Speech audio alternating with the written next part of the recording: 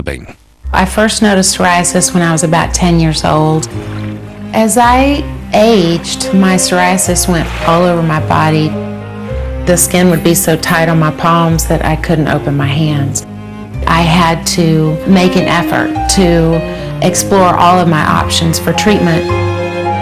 If I hadn't taken the steps to start seeking out the right treatment for myself, then it would have ultimately ruled my life.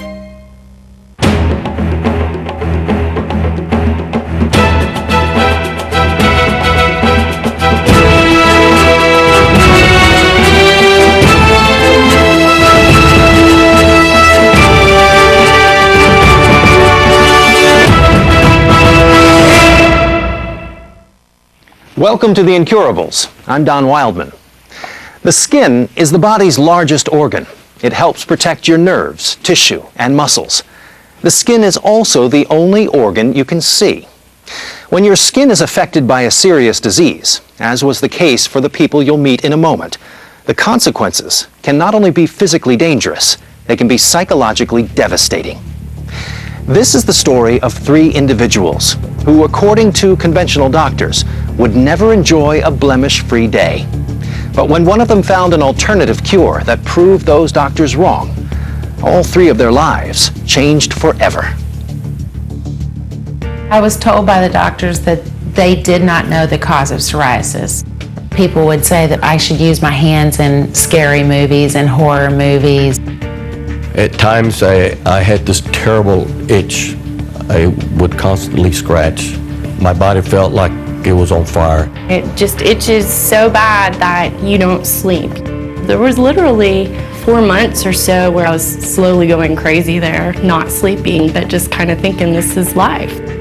I remember when I was in 8th grade or so, and I was on a basketball team, my hand split open in the middle of the game, dripping blood on the basketball court.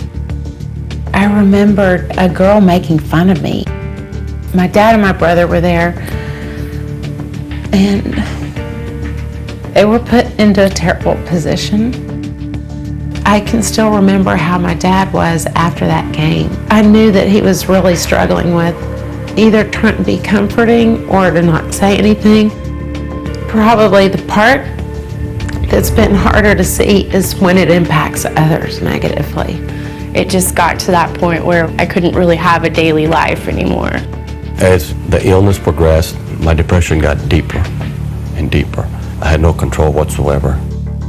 I had one time contemplated an avenue of ending.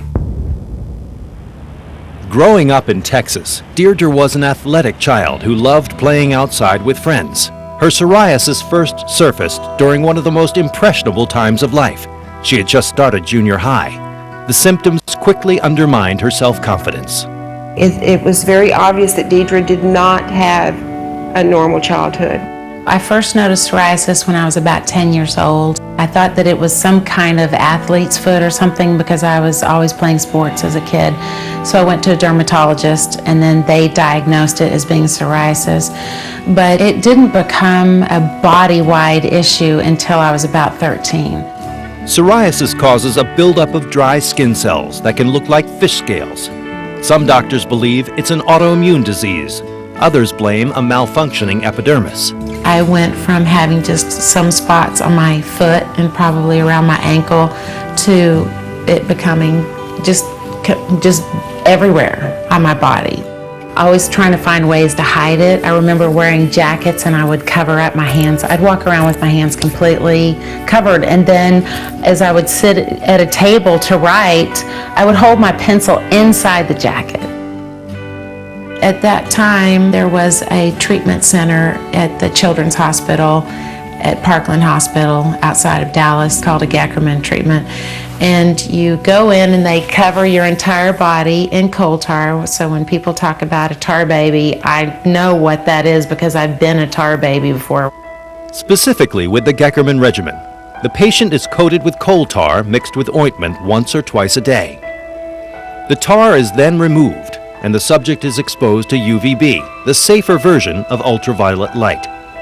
Some dermatologists question the use of coal tar, But nonetheless, the treatment does slow down the growth of skin cells, and for a short time, the inflammation. Considering how much time the regimen takes, Deirdre wasn't certain that the payoff was worth it. It did clear my skin. The first time I was in the hospital, both times were for 3 weeks to a month. And the first time I got improvements more quickly, and I remember that both times I had clearance for about a month, but to spend a whole month in the hospital and then to just get a month of clearance is not that great. It was not really making any improvement with all that they were doing, the best of everything. Didn't seem to be anything that was going to help her give her total relief and be permanent. We know a lot about what goes on in a psoriasis lesion on a microscopic or cellular level, but we really don't know what the actual cause is. Deirdre treated her psoriasis with prescription creams and medication, but the disease kept adjusting itself. Over time, larger and larger doses were needed, and her psoriasis didn't seem like it would ever get better. In fact, her situation got worse. As I aged, my psoriasis went from being all over my body to isolating itself around my joint areas. Psoriasis can potentially be very debilitating. Some patients with psoriasis will have joint manifestations where their joints are involved and they suffer from psoriatic arthritis. At the age of 39, it got so bad that it was becoming disabling. The skin would be so tight on my palms that I couldn't open my hands. I couldn't even get my hand around my steering wheel. I had a real sense of desperation about my disease. She said, you know what, I am tired of doctors. I'm tired of doctors making me medicated to where I'm not seeing results and I'm not feeling like myself. I knew that the next step in my treatment plan was methotrexate, which is a chemotherapy drug that was originally developed for cancer. Having always been conscientious about negative side effects that were certainly nothing compared to the side effects associated with taking chemotherapy indefinitely, I knew that I had to do something differently and to find some other way of. Facing the possibility of chemotherapy treatments for the rest of her life, Deirdre decided something had to change. The chemo was not only an unreliable form of treatment, it could possibly kill her. She needed an entirely new approach to fighting the disease. When I first heard that chemotherapy was the next step for Deirdre's psoriasis, or at least getting her some relief from it, I was shocked. She was definitely depressed. I could see that. That's when she decided, no thank you, and there has to be another way. I had to at least make an effort to explore all of my options for treatment. Deirdre is an information junkie like me, so her finding this information was quite a journey for her. At some level, she was listening to something inside that said there's got to be something else, and I'm going to give it my best to find out what it is. The remedies suggested by doctors hadn't worked. The last resort option of chemotherapy was nearly unthinkable. Deirdre had to take matters into her own hands. I went to Google and I started searching with the word psoriasis, and I started looking for words that would come up over and over and over again. And what I kept seeing was diet. What struck me particularly strongly was the fact that I'd spent almost 15 years as a registered dietitian, and yet I was never told how food could be my own medicine, how I might apply this to help myself. It came to her, this must be the answer. There must be a way to treat my body naturally. If you avoid the foods that are more likely to produce inflammation in the skin, and you substitute them or increase your food intake with items that are more likely to reduce inflammation. This is how I believe that you're seeing an effect on the skin from diet. What I kept seeing come out of the particular dietary recommendations was an emphasis on a plant-based diet that's built around whole foods. And the more I delved into it, the more I could see that the dietary suggestions were ones for which there were no negative side effects. Almost all of Deirdre's meals had to be rethought. As a diet professional, she had always tried to eat healthy food. She just hadn't been eating the right food for her condition. I was giving up all meats. I was giving up up all cheeses. I was giving up all alcohol. I was giving up white flour. I was giving up white sugar. When I first met Deirdre, she was not on any sort of healthy regimen. She was healthy, but it wasn't a regimen like we see her now. I wouldn't say it was a fast food world for her by any means, but it was probably not as healthy as it could have been for. None of us have been that healthy compared to what she is now. I started eating sweet potatoes and turnips and beets and bok choy and watercress and arugula, things that I'd never even heard of before I started incorporating into my diet. Deirdre learned how to be creative with her new regimen. Her background helped, but even she never imagined some of the dishes she would put together. For snacks, fruits and dates. I'll get raw chocolate and just stir it into raw honey. Smoothies with tofu with blueberries or a blueberry mix. I might put some raw chocolate in there. I might put some almond butter in there. I knew that I was never going to be someone that would take a fundamentalist approach to diet, that I was never going to be a vegan, that I was never going to give up white sugar totally, that I was never going to give up alcohol totally. That these things were all going to stay in my life on some level. Deirdre decided that if she didn't see any improvement after 6 months, she would reconsider the possibility of chemotherapy treatments. Things did not start out well. Like a lot of people that embark upon a more naturopathic type of healing, I too experienced that my symptoms worsened before they got better. I had the worst phase of psoriasis I ever had in my entire life, with itching that would keep me awake all night. The skin around my ankles was so tight I couldn't sleep with them on my bed. I'd have to sleep with them off at the side of the bed. And the heat coming out of my hands was so great that I could have my hand a foot away from my face and I could still feel the heat on my face coming just from my hand. That terrible phase was about 6 weeks long, and then I came out of it one day and it was kind of like the parting of the Red Sea. All of a sudden, my psoriasis just really started to clear, and that was 4 years ago. And since then, I haven't had to spend any money on prescription medications for psoriasis. Not only did I avoid the chemotherapy, but I've also avoided all of the steroidal treatments. Psoriasis had humiliated Deirdre during her teenage years. It nearly crippled her as an adult. Now that she had found a way to keep the disease at bay, she wanted to reach out to others with skin disorders who were suffering as she had. I think Deirdre felt that she had something to offer psoriasis patients that was different than what other people were offering psoriasis patients. I don't know anyone that is as excited about helping people as Deirdre.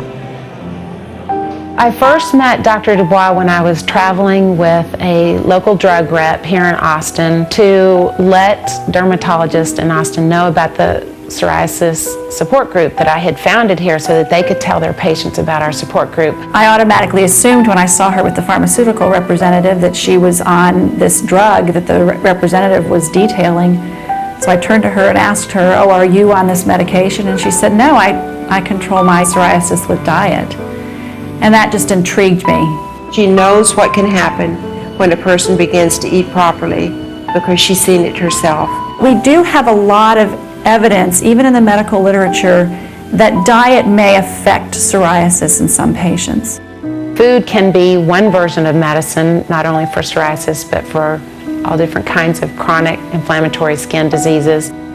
To have someone like Deirdre, who has the traditional medical background as a registered dietitian, has... Deirdre Earls' triumph over the pain and humiliation caused by her psoriasis empowered the Texas dietitian. She wanted to share her victory with others who suffered similar afflictions. Deirdre met Shannon Livengood, a young woman tormented by severe eczema, and a man named Prax Flores, whose own skin problems had left him in a terrible emotional state. Their stories were familiar. I had it all here, on my chin, on my face, right here on my arms, behind my armpits and shoulders. People just wonder what's going on with you. I mean, I would walk around and jokingly tell people I'm a freak, because that's kind of what it felt like. I would just go home sometimes and just cry. Unlike Shannon and Deirdre, whose skin diseases started when they were young, Prax's started when he was an adult. Needless to say, it was a tough adjustment. It started on my hands, and then Slowly it started moving up onto my arms. I was not paying much attention. Then all of a sudden, overnight, it just flared up. It just went out of control. I was in a state of depression. My depression got deeper and deeper. I said, honey, I said, we will find help. I said, we'll do something. He says, no, we're not. He says, I'm not ever going to get well. And so at this point, I said, I've got to do something. What? I did not know. I'd seen several doctors, went to allergists and just all kinds of doctors, but I came to Dr. Dubois and needed some help with my eczema. And at the same time, was trying to combat that not only with modern medicine, but I wanted to try some kind of a holistic or more of a natural approach. So when I was here, I asked her if she knew of anybody that I could talk to, and she had a card for Deirdre. Because of her social life, the idea of giving up alcohol and giving up dairy and some other things were going to be really hard for her. But I could tell that she was motivated because, like me, she had been through years and years or decades worth of trying different types of prescription medications without long-term results. The symptoms hit Prax particularly hard, and he sunk into a serious depression. His wife Dora tried desperately to find her husband help. Finally, she found Deirdre. I leave a message on the answer machine, and within minutes, Deirdre is calling me. And we were on the phone 2 hours. His doctor had told him that there wasn't anything left to do. He'd already tried a couple of rounds of methotrexate, the chemotherapy, and hadn't gotten results. That's when I said, well, would you consider changing your diet? My diet was terrible before this. He would not have like maybe 1 tortilla, he would have like 8 tortillas. He would have 6 slices of bacon, chocolate cookies and what have you, and he would just not eat one, but many of them. Adhering to a strict diet is more than simply eating different foods. It's a lifestyle change. Emotionally, it was harder for Shannon to adjust than it was for Prax. I won't lie, it was extremely difficult. I was depressed, I was crying. My boss told me one day on like day 3, he was like, do you need to go home? It was a big change. I started strictly vegetables, romaine lettuce, broccoli, cauliflower for approximately 2 weeks.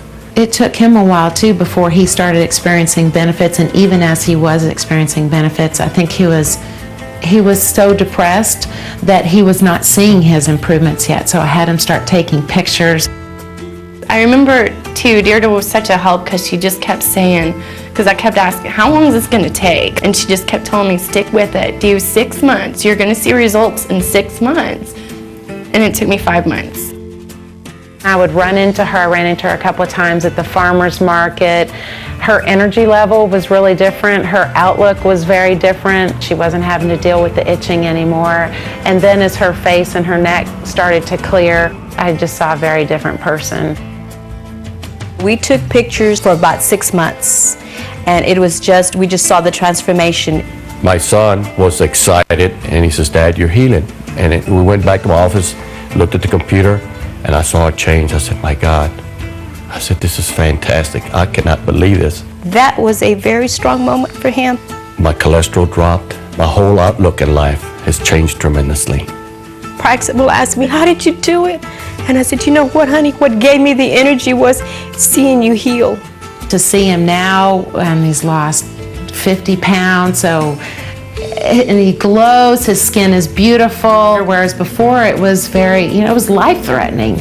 The diet developed by Deirdre Earls has not only helped those with chronic skin disorders, it has proved beneficial to people who suffer from all kinds of ailments. What's different about what I do, both in my own life and in teaching others and in my book, is that I try to help people realize that they can do this within the context of a really busy lifestyle where they don't have to spend a lot of time preparing food. They don't have to spend a lot of time taking cooking classes. They don't have to limit themselves to a handful of restaurants. It'd be one thing to do the research, change your lifestyle, see the results, and go, okay, I did it, I feel better. But then to push that forward and say, I know other people need this too, this is my calling. It was so helpful with Deirdre to have somebody who said, look, I've done it too. Like, I'm not sitting here just telling you what I think you should do. I've done it, look at me. And it's inspiring. It takes a very special patient to to embrace this healing diet. It takes a lot of self-control and a lot of resistance. We have a lot of temptations out there that will interfere with adhering to the diet. Maybe this disease has kind of been a blessing in disguise, and that I've always insisted on looking for some kind of positive somewhere instead of emphasizing and focusing on the negatives. And the very motivated patient who wants to get well and wants to make a major change in his or her life, it can produce pretty profound results. So I want to encourage people to recognize that even when they feel out of control with their condition, we always have control of how we respond to it. Doctors couldn't tell Deirdre, Shannon, or Prax how to cure their debilitating skin disorders. The itching and burning was not only distressing and infuriating, but the painful flare-ups were constant reminders of their outward appearance.